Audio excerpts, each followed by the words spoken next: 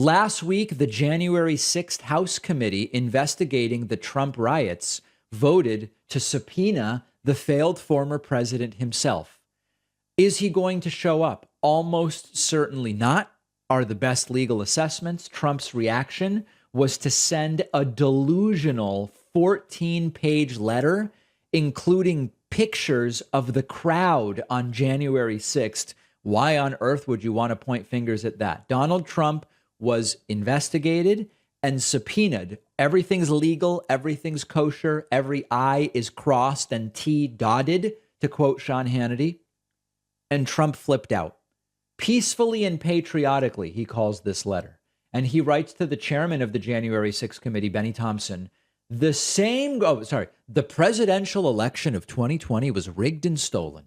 The same group of radical left Democrats who utilized their capital M majority position in Congress to create the fiction of Russia, Russia, Russia, impeachment hoax number one, impeachment hoax number two, the $48 million Mueller report, which ended in no collusion, Ukraine, Ukraine, Ukraine, the atrocious and illegally capital S spying on my capital C campaign, and so much more are the people who created this committee of highly partisan political capital H hacks and capital T thugs, whose sole function is to destroy the lives of many hardworking American patriots whose records in life have been unblemished until this point of attempted ruination.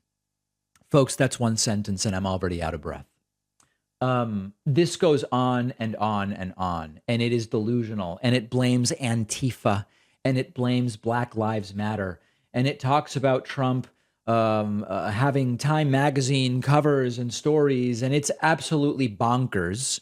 And I encourage you to read all of it. It includes such lines as, since 1888, no incumbent president has gained votes and lost re-election. Okay, that doesn't really tell us anything. Trump says we swept all 4 bellwether states, Iowa, Florida, Ohio, and North Carolina, and they have correctly predicted election winners since 1896. Trump using a lot of what we don't actually call evidence that he won. It's not evidence that he won. And then he even goes on later in this completely delusional letter. And by the way, it's riddled with lies, like he tried to get the National Guard out on January 6th. There's no evidence of that, none whatsoever. He goes on to talk about, he presents evidence from Wisconsin, which we will get to. Trump includes an appendix in the letter, which has an image of Washington, D.C., I guess on January 6th. I don't know why you would call attention to that, because your followers rioted and committed hundreds of crimes, many pictures. And then he starts talking about Arizona and Maricopa County, including lots of debunked claims that there were mismatched signatures and that there was fraud, and auditors found this, that, and the other thing. He also cites Dr. Shiva, who's a completely conspiratorial nut job. It's completely bonkers. And when you actually take each of these claims and investigate them, you say, okay, well, let's look at Arizona. What actually happened in Arizona? You look at Arizona and you find that almost every single one of these claims, every claim is either an outright lie or an exaggeration, that the numbers were looked at. The what are called overvotes were actually less significant in 2020 than in prior elections. You look at every single one of the lawsuits that was brought in Arizona, and you find that some were voluntarily dismissed. For example, the Aguilera v. Fontes lawsuit, known as the original Sharpie lawsuit, it was voluntarily dismissed. The second suit brought by Aguilera alleging, oh, my vote wasn't counted, I want to cast a new ballot, it was dismissed with prejudice on the merits. It was not an issue of standing, as many people like Mike Pillow like to claim.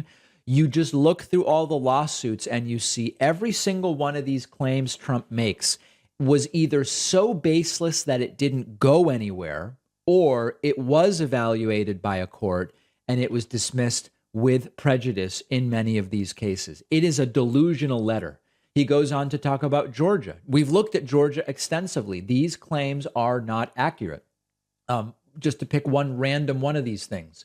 Trump writes at least 10,300 illegally cast votes in Georgia, maybe 35,000, are from individuals who voted in the wrong county, more than necessary to tip the 2020 results. Remember, some of the people that voted in the wrong county What happened is they moved. They were registered in two places, as is common. As long as you only vote in one place and you are legally registered there, you're fine.